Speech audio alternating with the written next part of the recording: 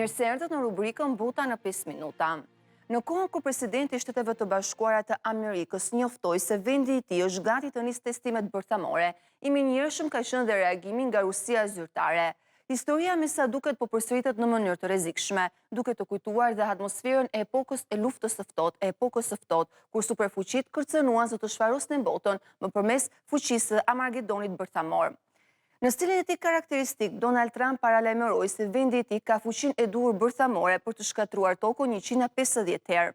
Në Moskë, me sa duket, kjo ngjarje u mirëprit, kjo deklaratë u mirëprit, duke paraqitur dhe ata kërcënimin e tyre ndaj botës. Në një takim të Këshillit të Sigurisë së Federatës Ruse më 5 nëntor, presidenti rus Vladimir Putin udhëzoi autoritetet përkatëse të përgatitnin propozime për një fillim të mundshëm të përgatitjeve për testimin e armëve bërthamore. Edhe pse nuk është lëshuar një urdhër zyrtar për shpërthime, ministri i rus i mbrojtjes deklaroi hapur se përgatitjet për testimin në shkallë të plotë duhet të fillojnë menjëherë. Ish vendi kryesor i testimit sovjetik, Novaja Zemlja, po përmendet përsërisë një vendodhje e mundshme. Testimi i fundit u krye në vitin 1990, pak përpara rënies së Bashkimit Sovjetik. Pas kësaj, Moska shpalli një moratorium të njëanshëm që mbetet në fuqi deri më sot.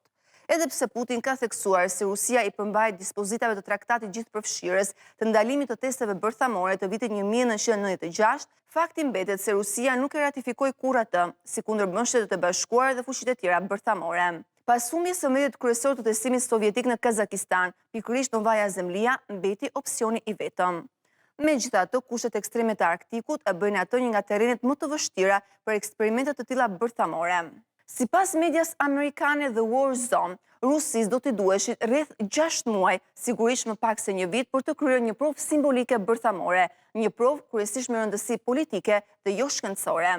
Një shpërthim i plotë dhe shkencërisht i rëndësishëm do të kërkonte një nivel shumë të lartë përgatitje dhe një rrjet kompleks pajisjesh.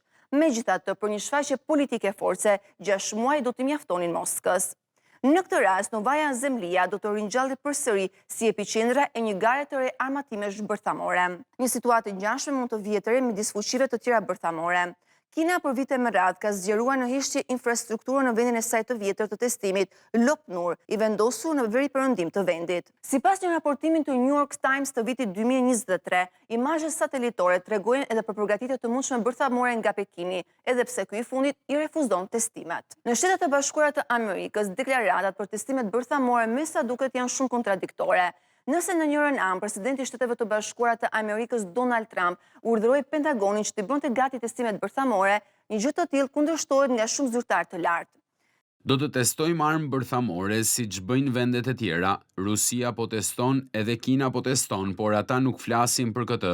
Ata nuk tregojnë për këtë dhe sigurisht që Korea e Veriut ka bërë teste. Pakistani ka bërë teste. Nuk dua të jemi vetmi vend që nuk teston. E dini, ne jemi një shoqëri e hapur, jemi ndryshe, ne flasim për këtë. Duhet të flasim për këtë sepse për ndryshe ju njerëz do të raportoni, ata nuk kanë gazetarë që do të shkruajnë për këtë. Ne kemi. Sekretari i Energjisë Chris Wright u përpoqte të qartësonte publikun duke pretenduar se këto shpërthime janë jo bërthamore. Ai siguroi posaçërisht banorët e Nevadës, të cilët kanë kundërshtuar çdo aktivitet testimi por dekada të tëra për shkak të frikës nga kontaminimi dhe shpërthimet non-toksore. 100%.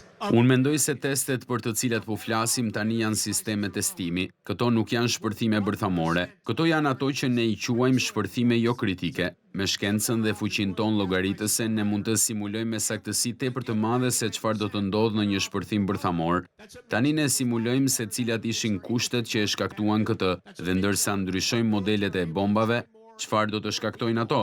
Amerikanët pranë vendeve historike të testimit, siç është qendra e sigurisë kombëtare në Nevada, nuk kanë arsye për shqetësim.